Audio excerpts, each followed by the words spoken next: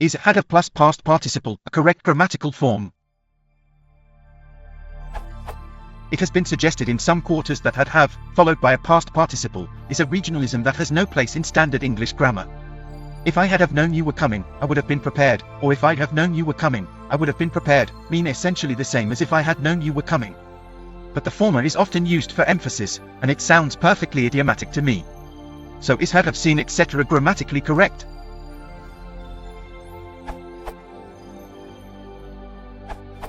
I suspect that this form only works in a conditional phrase, typically preceded by if, such as this from a UK Parliament committee, Q264.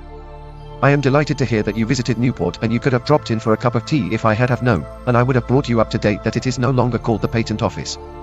But even there had known would work as well as had have known.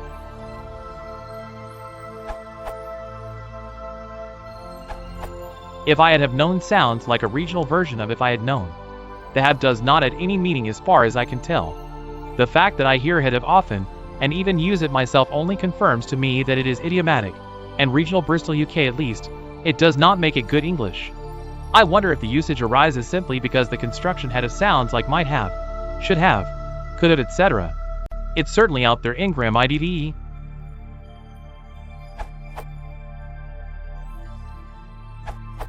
The had-have construction in an if clause is an example of what is commonly called the double perfect. This extract from grammar.about.com cites the Cambridge Grammar of the English Languages discussion of the usage, which it calls non-standard. Instead of an ordinary preterite perfect, a non-standard double perfect is often found sat smiley 9I. If it had ve come yesterday he would surely have told her, 9-2, I wish he had tve left. This is largely restricted to speech, or the written representation of speech. It appears to be increasing in frequency, and though it is not as yet established as a standard form, it is used by many who in general speak standard English. From a grammatical point of view, it is a curious construction in that had is followed by a plain form, not a past participle. It is normally reduced to a v, and in writing is sometimes spelled of, indicating that it is not perceived as a form of have. Rodney Huddleston and Geoffrey K. Pullum, The Cambridge Grammar of the English Language, Cambridge University Press, 2002. There's an extended discussion of the issue in counterfactuality in non-standard subjunctive conditionals. The authors claim that there is a semantic difference between the standard and non-standard forms. Here is their opening section, which offers references to possible explanations for their extra piece of morphology. On standard and non-standard subjunctive conditionals, the data English subjunctive conditionals can adopt different forms. The standard form of subjunctive conditionals, SC, is illustrated in 1. However, speakers of some dialects of English also accept some of the variants in 2 as subjunctive conditionals. The forms in 2 differ from 1 in that they include would or had. 1. If Jones had taken arsenic, he would have shown some symptoms. SC. 2. If Jones would have, would have, had ve, would have, harder, would have taken arsenic, he would have shown some symptoms. NSSC.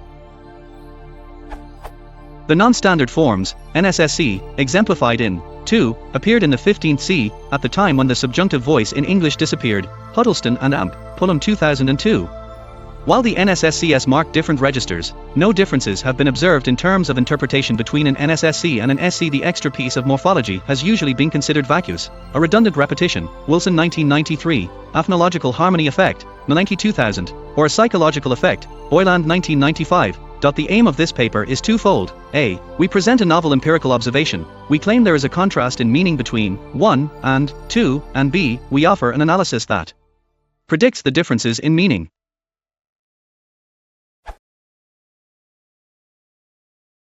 If you want to support the channel, please consider liking and subscribing.